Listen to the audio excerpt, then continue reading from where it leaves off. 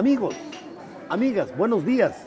Desde la Plaza de los Ponchos, un ícono otavaleño, les saluda Patricio Proaño del programa Informalmente Con, que usted puede mirar a través del canal Munay TV en YouTube. Hoy con el doctor Germánico Guevara Cueva. Germánico, bienvenido a este espacio. Los temas a tratarse realmente son interesantes para los siguientes 30 minutos. Muchas gracias, Patricio. El saludo cordial a usted y a todos los amigos que nos miran por este canal interactivo. Ciertamente complacido de compartir con usted en esta mañana y tratar los temas que previamente se pusieron sobre el tapete. Reiterando el agradecimiento por la invitación, estamos listos, prestos para el diálogo pertinente. Muy bien, vamos al grano en este programa informal. El tema de la reelección, posiblemente cuando este programa usted lo esté mirando, amigo, amiga, ya habrán pasado, ya habrán nuevas dignidades en Otavalo, en la provincia, en el país.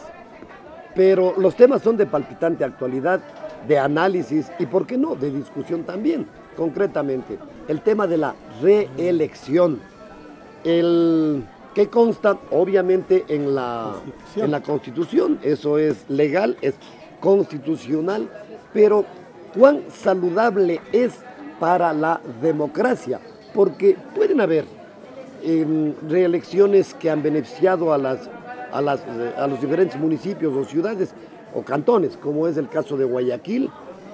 Nebot está con un 81% de aprobación después de casi 20 años de ejercicio, pero también hay otras dignidades, otros personajes que en 2 o 3 periodos se han desgastado terriblemente. Su opinión, por favor. Sí, Patricio, muchas gracias. En realidad, respecto de esta temática de la reelección, hay 2 posiciones antagónicas abiertamente en confrontación. Los unos, obviamente, defendiendo a la reelección, y otros que estoy en este grupo contrarios a la reelección. Porque, como usted bien decía, este librito es la Constitución de la República, y en su primer artículo habla de que el Ecuador es un Estado de derecho, entonces por ahí... De derechos, sí, de derechos, plural. Sí, esa S implica mucho, ¿no es cierto? Ya vamos a hablar de aquello. Pero respecto a eso, en este caso yo quiero también rescatar lo que dice la doctrina. Esta Constitución fue redactada con inspiración, diría yo, del neoconstitucionalismo. Usted recordará que a Montecristi llegaron extranjeros, llegaron asesores que, además de ganarse el buen billete, también les dieron redactando la Constitución a nuestros asambleístas. Entonces, yo en este sentido quiero indicarle que en los países desarrollados, donde realmente se hace realidad la democracia, le conciben pues al Estado alegóricamente como una mesa, tiene 4 patas. La primera patita es la democracia, la segunda la política, la tercera la ley, incluido el derecho, y por último la ciudadanía. Entonces, en este concepto yo considero que la esencia de la democracia es la alternabilidad, y en los países desarrollados justamente tienen esa característica, la alternabilidad. Vemos en los Estados Unidos nomás, el presidente cumple su periodo, muchas gracias, y se retira. Con una reelección. Con una reelección, ciertamente. Igual en los países europeos pasa lo mismo, ¿no? Excepto Alemania, donde sí hay la reelección indefinida, sí, pero son con realidades distintas. ¿No es cierto? Obviamente. Entonces, en este caso, como le decía, ¿qué dice el neoconstitucionalismo? De que el Estado tiene que satisfacer esas 4 patitas que le decía alegóricamente, hablando de la mesa. Entonces, uno de esos elementos, repito, es la democracia. Entonces, la esencia misma de la democracia es la alternabilidad. Entonces, ellos están contrarios totalmente a la reelección. Y como nuestra Constitución, en realidad, en el artículo 114, habla de que puede reelegirse por una sola vez, pero recordemos que con sesgados a intereses personales quisieron que hicieron que se establezca la reelección indefinida. Claro que con la consulta el pueblo les dijo que no, el pueblo dijo absolutamente que no, esa pretensión. Entonces, en definitiva, ¿qué dice el neoconstitucionalismo en esencia? Dice que el ciudadano, por sobre él está una estructura, que es la ley, pero hay una estructura macro que está por sobre la ley, que son los derechos. Por eso esa S que está al ladito de los derechos implica mucho, ¿no es cierto? Y eso es lo que muchas de las personas desconocen en este sentido. Entonces, como le decía, hay posiciones antagónicas, unos a favor, obviamente con intereses personales de por medio, y la otra posición en la que me incluyo, en la que no estamos de acuerdo con la reelección. Entonces, eso por un lado. Ahora, respecto de las garantías, como está establecido en nuestra Constitución, dice que es garantista, ¿no es cierto?, de derechos. Todos los ciudadanos tenemos derecho a ser elegidos y también a elegir. Y en ese sentido, pues nosotros estamos sesgados hacia la orientación que tiene el primer artículo de nuestra Constitución, que es un Estado constitucional de derechos y garantista en cuanto a nuestros derechos, en este caso los derechos políticos de elegir y de ser elegidos. Eso es lo que yo podría en primera instancia decir respecto de la reelección. Personalmente, repito, estoy en contra de la reelección. Gente, por ejemplo, que ya cumplió o no cumplió, eso su juez natural, que es la conciencia, sabrá determinar, y más que nada el colectivo, pues que es el juzgador más importante, determinará si su función administrativa, política, fue adecuada para el desarrollo del pueblo, que es lo que en definitiva tanto ansían las colectividades, el desarrollo y progreso. Ahora, claro, yo soy un libre pensador y en ese terreno, en ese sentido, me muevo, ¿no? Entonces es muy posible que algunos de mis conceptos o de mis opiniones no sean del agrado de quienes nos miran, pero no estamos para agradar o para desagradar, claro, sino para expresar lo que sentimos. Porque este tema de la reelección es apasionante incluso. He conversado con varios candidatos a la reelección, es decir, que están en funciones. Yomar Ceballos, por ejemplo, y él admitía, alcalde de Cotacachi, admitía que sí es una ventaja para quienes están en funciones, claro, el tema de la reelección, porque parten de un terreno seguro, fijo. Ya hecho, pues. Exacto. Ajá. En desventaja, en cambio, quienes están aspirando. ¿Cuál es su opinión al respecto? Sí. Iba a topar ese tema porque la misma Constitución, en el artículo 115, permite aquello. Pero, como usted bien menciona, Patricio, es una competencia desigual, si cabe la expresión, una lucha desigual. Porque el alcalde candidato tiene todo el aparataje, pues, ¿no es cierto?, municipal. Y si pierde, vuelve a las funciones. A otras personas a lo mejor les obligan a renunciar para poder postularse. Así es, vea, yo mismo tuve una experiencia negativa en ese sentido. Pues recordará que ya jugué un primer tiempo siendo candidato a la alcaldía de Otavalo. En esa oportunidad estuve enfrentado, repito, si cabe la expresión, contra el alcalde candidato Mario Conejo, contra el prefecto candidato a la alcaldía Gustavo Pareja, y también en esa oportunidad con el señor José Quimbo. Ahí estuvimos 4 candidatos y en esa oportunidad se hablaba de que son muchos. Ahora, ¿qué diremos? Están como 13 candidatos. Entonces, en esa oportunidad, ahí ya marcamos esa diferencia radical entre el candidato que está en funciones y los candidatos que estábamos accediendo a esa candidatura en pos de esa dignidad.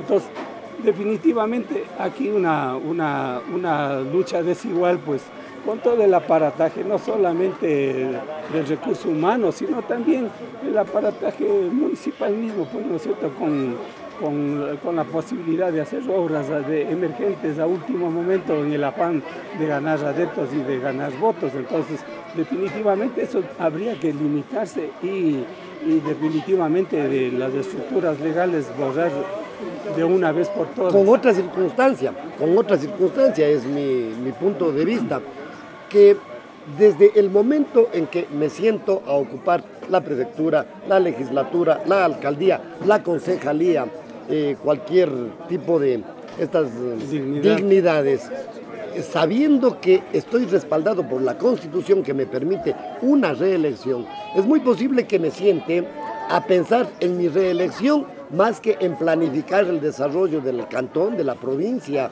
en fin.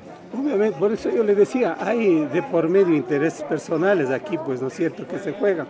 De ahí que quienes apoyan a la reelección, de hecho, saben que van a ser beneficiados, pues, ¿no es cierto?, pero en detrimento del colectivo, en detrimento del desarrollo auténtico de la ciudad, porque en definitiva, como usted bien dice, más va a estar preocupado de la campaña antes que diseñar los planes de desarrollo y de progreso. Y a desarrollar quizá obras clientelares que no son necesariamente las que la ciudad, el cantón, las parroquias pueden necesitar. Claro, es una posibilidad.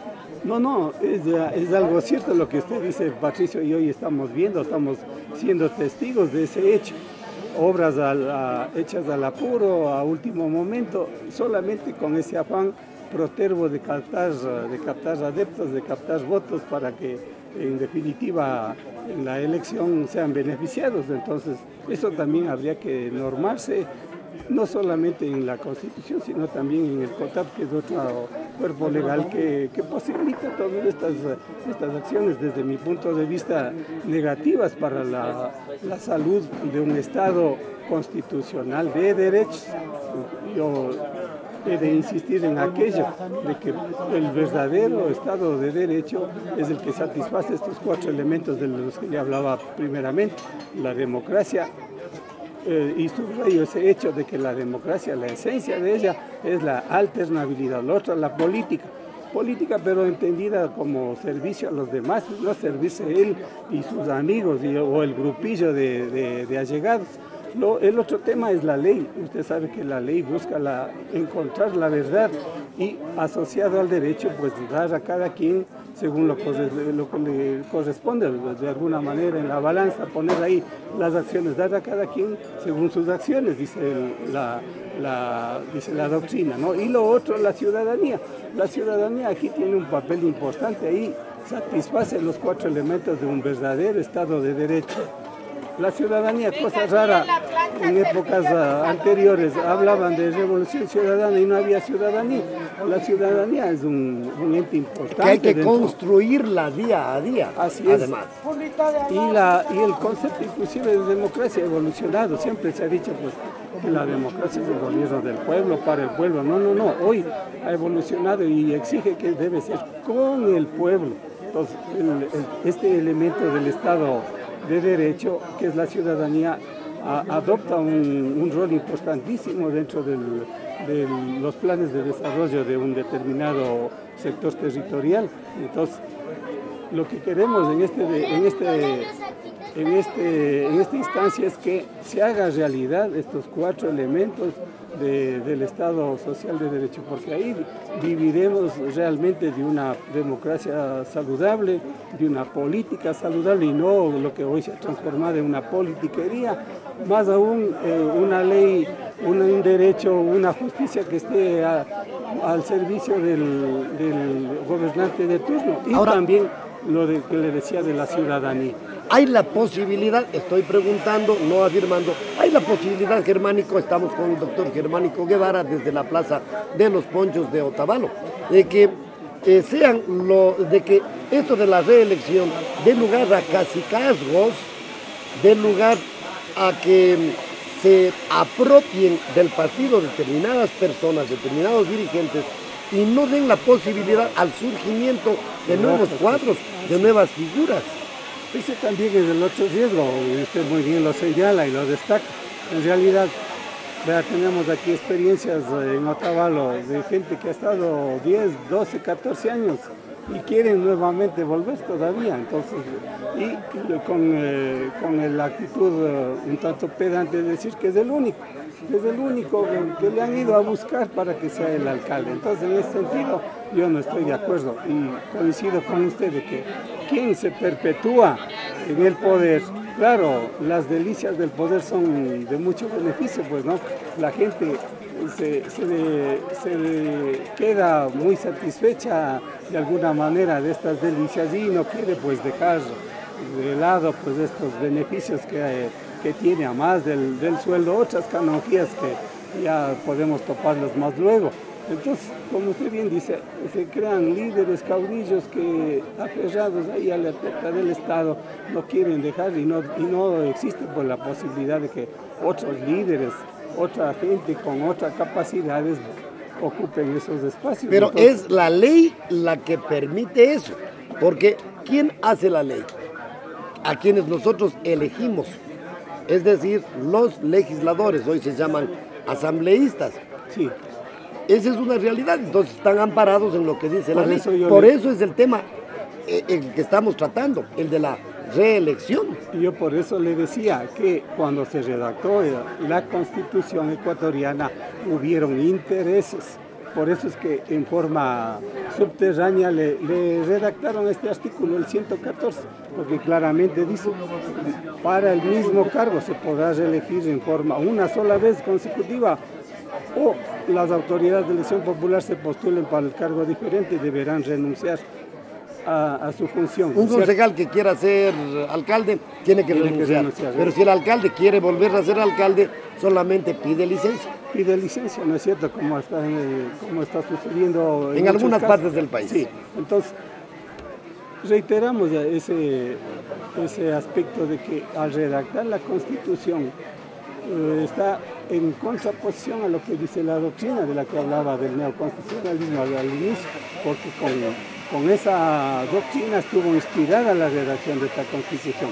Ahí no permiten la reelección, pero, como repito, en forma subterránea le metieron por ahí, claro, para beneficiar intereses personales de muchos adeptos, le pusieron este artículo, el 114, y los siguientes, 115 y 116.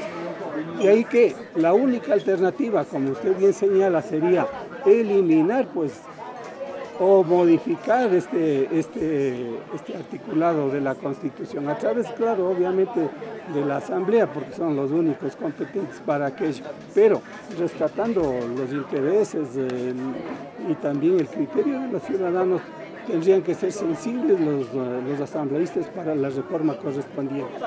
O una consulta popular. O una consulta popular. Pero recordemos que en la consulta popular de febrero del 2018, el pueblo ya dijo que no a la reelección indefinida, que es lo que proponían algunos interesados en ese entonces. Bien, con el doctor Germánico Guevara.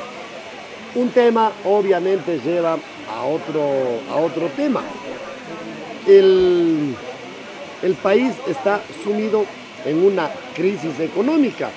Eso es un hecho indiscutible, a tal punto que el gobierno central está preocupado, pues esas son las noticias que tenemos, que nos llegan, en arreglar las finanzas de un descalabro económico de la década anterior, endeudamientos, comisiones, etcétera, etcétera. Y acabamos de recibir un crédito del Fondo Monetario y una de las condiciones es bajar el gasto corriente, bajar la burocracia. Ojalá esas vacantes no se llenen porque no se estaría cumpliendo para nada. Pero bueno, así es. La ciudadanía dice, bueno, puede estar bien, se van a quedar sin plaza de trabajo, pero si es que algunas personas, pero si esa es la solución, a regañadientes medio acepta. Pero el tema es los sueldos que a lo mejor quienes ganan menos de $500, menos de $800 son los que van a salir, y los que tienen sueldos de $3, $4, $5,000 van a quedarse. Entonces, ¿de qué arreglo económico en el asunto de gasto corriente estamos hablando? ¿Qué se está corrigiendo? Sí, ahora en este sentido el tema de los sueldos tenemos que estar claros de que el mismo COTAG está estableciendo, ¿no?, que ellos se determinan, me refiero a los sueldos, de acuerdo al modelo de equidad territorial, así es lo que dice el COTAG. y tiene algunos referentes importantes, como por ejemplo el tamaño de la población, la densidad poblacional, las necesidades insatisfechas, priorizadas. Cuarto, los logros de calidad de vida de la colectividad, la capacidad fiscal que tiene el gobierno, en este caso la municipalidad. Y como usted bien dice, hoy estamos viviendo una crisis económica, ¿no es cierto? Ya la capacidad fiscal, el esfuerzo administrativo, o sea, el modelo de gestión que se está aplicando en el municipio y también el cumplimiento de metas de acuerdo a los planes nacionales de desarrollo, a los planes de organización territorial. Entonces, estos referentes son los que tienen que satisfacerse para, en base a ello, establecer esta tablita de categorías de municipios A, B, C. No sé, creo que Otavalo está en la categoría B. Y aquí determina... 4.800 entiendo que gana un alcalde aquí en Otavalo, sí, y 2.400 es el sueldo de un concejal. Aquí determina los techos máximos, por ejemplo, de la categoría B, en este caso del municipio de Otavalo, sería $5.009. Lo máximo. Lo máximo, el techo alto. Entonces, dependiendo, como decía usted mismo, de la factibilidad económica, de las bondades económicas que tenga el municipio. Y el mismo COTAC dice que los concejales no deberá exceder al 50% de hasta lo que gane el alcalde. Sí. Ahora, esto tiene que establecerse. Pero ese es un costo altísimo a nivel nacional. Multiplique, amigo, amiga que nos escucha, que nos mira,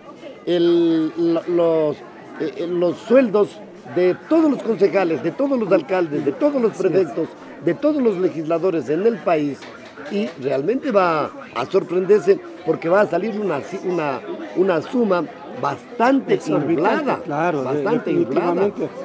En eso estamos muy de acuerdo, de que en realidad los montos que se destinan a este gasto corriente, porque es gasto corriente en definitiva, así es muy alto. Ahora, claro, habría que discutir en ese sentido y llegar y apelar a la sensibilidad y conciencia de los candidatos, porque ¿quién de los candidatos a alcalde, a concejal, con el amor que dicen y pregonan que tienen a la ciudadanía, por lo menos que ganen $1.000? Sería un compromiso, ¿no es cierto? Yo voy a ganar $1.000 y obviamente el concejal tendría que ganar $500. Entonces, en este caso ya habría que apelar a ellos, pues, ¿no es cierto?, de que en realidad vemos la necesidad que tienen los gobiernos seccionales, la crisis en la que está viviendo el país. Por sensibilidad, yo quiero ganar, contrariando obviamente lo que dice la ley, yo quiero ganar. Eso no es posible. Imposible. ¿Por qué? Porque la ley le impide. Tendría que cambiarse la ley. Tendría que cambiarse la ley. Y esto tenemos que estar claros también, que es un acuerdo ministerial el que determina los techos de sueldos y salarios de los alcaldes y de los concejales. Entonces, por ahí habría que también hacer el acomodo legal para de alguna manera mitigar el gasto corriente que está direccionado. Hay que recordar que antes no tenían sueldo, ni gastos de representación, ni cosa por el estilo. Sí, mire, en estos días se publicaba en el Facebook cómo es la condición de los asambleístas, de los alcaldes, de los concejales en los países europeos. Ahí no ganan más de $1.000. Le dan un departamentito, cada quien hace su comida, lava su ropa, no tienen como los nuestros asesores. 50 o 60 metros cuadrados cada uno. No tienen asesores como los nuestros, no les pagan el teléfono, no les pagan viáticos, no les pagan por vivir en Quito. Entonces, mire, todo eso va sumando y en realidad es una carga bastante grande para el Estado desde el punto de vista económico. Entonces, habría que trabajar mucho, primeramente enriqueciendo la conciencia democrática de los ciudadanos, en este caso de los candidatos y también pues de los asambleístas, para en función de aquello hacer las reformas correspondientes tanto de la Constitución como de las leyes conexas. Para finalizar, hay tantos temas que conversar con usted, mi querido Germánico. Esta efervescencia, diría yo, este crecimiento, lo que yo les llamo el movimientismo, en todo el país, este surgimiento de tanto movimiento político, porque una cosa es un partido político y otra cosa es un movimiento, pero en Quito cerca de 20 candidatos, En Otavalo, 13 candidatos. En Atuntec, como igual sobrepasan los 10. Solamente en Cotacachi hay 5 candidatos. Sí, así es.